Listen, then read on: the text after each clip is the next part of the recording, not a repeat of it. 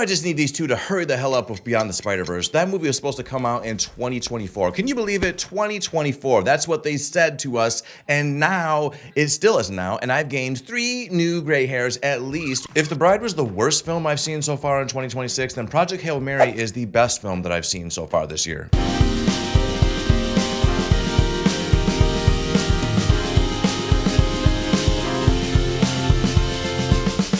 With the team behind the Spider-Verse movies behind the camera, and writer Drew Goddard and Andy Weir, author of this novel, being involved in the writing credits, this movie was set up from the start to be a very successful, awesome time at the cinemas. Andy Weir, who wrote the book that this novel is based on and helped with the writing of this movie, also wrote another novel that got turned into a very popular movie called The Martian. If you guys saw that movie or didn't see it, well, a lot of people really liked that, and it showed that this guy understands sci-fi. More specifically, he understands how isolating it can be to be in space. It stars Ryan Gosling and James Ortiz, who voices Rocky, the little lovable rock creature that Ryan Gosling ends up rooming with. In this film, Earth is faced with the eventual end of the sun when a mysterious substance starts consuming the sun for food. But this substance isn't just messing with our sun, it's messing with suns all across the universe, including the galaxy that Rocky lives in. So both Grace and Rocky have been sent to this other solar system where there is a sun that is being attacked by the substance,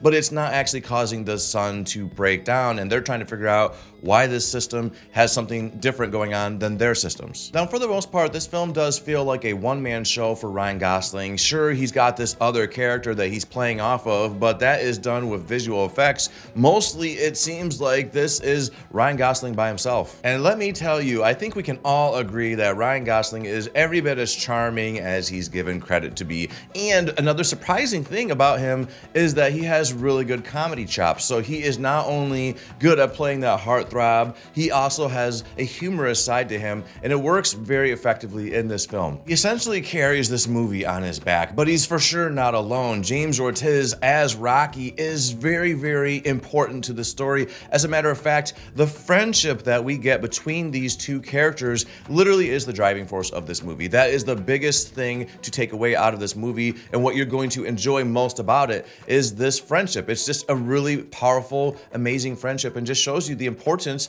of having somebody in your life that you can count on, be it a spouse, be it a really good friend, just anything. You need something, and this movie kind of illustrates that in a big way. These may be two totally different life forms, but they're there for the same reason. They are selected because they are the smartest in their society, and it's up to them to come together and find out, putting their minds together, how do we solve this problem? How do we save both of our sons? Now, as I said, James Ortiz is the guy who does the voice of Rocky, and he does it really, really well. He brings this quirky, comical side to this character while also still illustrating the fact that this is a very intelligent creature on his own. He comes off as pretty much being hopelessly silly, but he does it in a way that avoids campiness, which I really, really appreciate. The one thing I can't stand about a movie is if the humor goes into camp, unless it's supposed to be campy, like Scary Movie or Naked Gun, and then I'm fine with it. But it's when movies unintentionally become campy, that's the stuff I cannot stand. And this movie,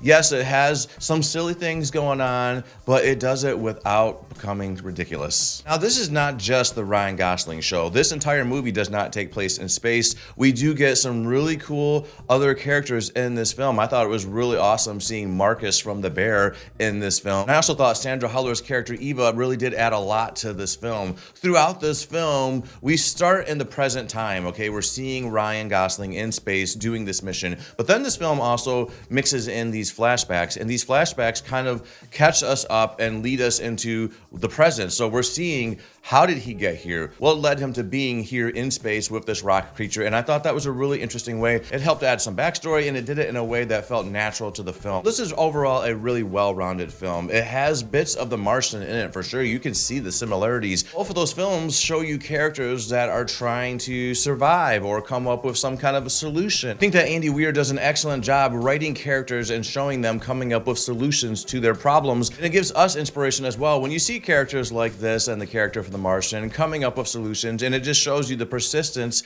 of humanity and how if you have enough drive, you really can solve almost anything. And it was pretty clear from the trailers that this film was going to very much be about that bond between Rocky and Grace. But what I didn't expect was that friendship to feel so damn human. Rocky may look like a little rock spider, but he has so much going on with his character and his personality. And I couldn't help but think of Tom Hanks's character in Castaway while I was watching this film. Sure, Wilson doesn't talk, but he needed Wilson to survive on the island. Wilson was his camaraderie, his partnership. And that's exactly what Rocky is for Grace and Grace is for Rocky. These two need each other. They're feeding ideas off each other. They're giving each other inspiration. They're keeping each other going. As someone who really prioritizes friendship, and I'm so happy that I have such amazing friends in my life, my entire middle school and high school years, I was mostly looking for that good friend.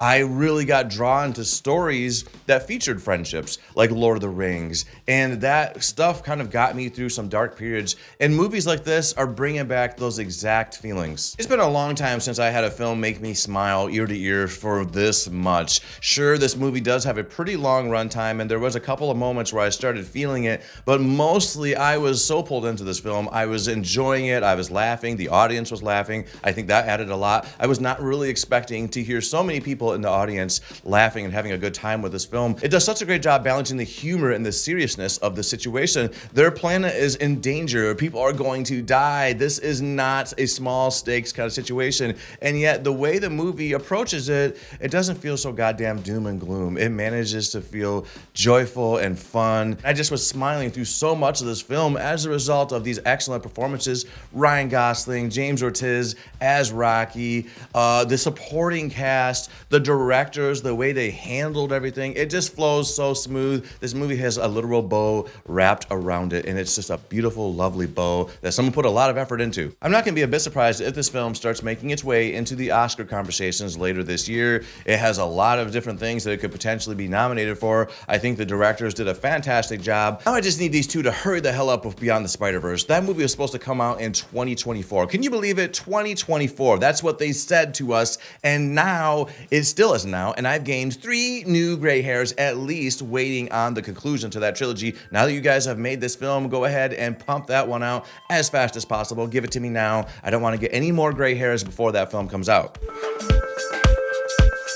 I have literally almost zero complaints about this film, but if I had anything, like I said, it is kind of a longer movie, and there was a few spots where I was feeling that runtime. I'm certainly not asking for this movie to be any longer, that's for sure, but I don't think this movie outstayed its welcome. I think it used the runtime very effectively. That is just one slight thing that I will knock it a little bit. It could maybe have been a slightly shorter film, and I think it would have been just as effective, but that is not necessarily an important detail because some amazing films are very, very long. Lord of the Rings, very, very long. Titanic, really, really long. Avatar, extremely long, and still all really worth the runtime and sitting through them. So this is a film you guys need to see in cinemas. If you've been feeling like I don't need to go to the cinemas because there's nothing good to see, this is the first truly great movie of 2026. I think this is a must-see. If you are near an IMAX, I'd see it there because it does take up the full picture through most of this movie, and I think it was really, really awesome. The sound is amazing. Bottom line is you guys need to see this film. There's a lot of hype around this movie for sure, but I'm telling you right now, that hype is all warranted.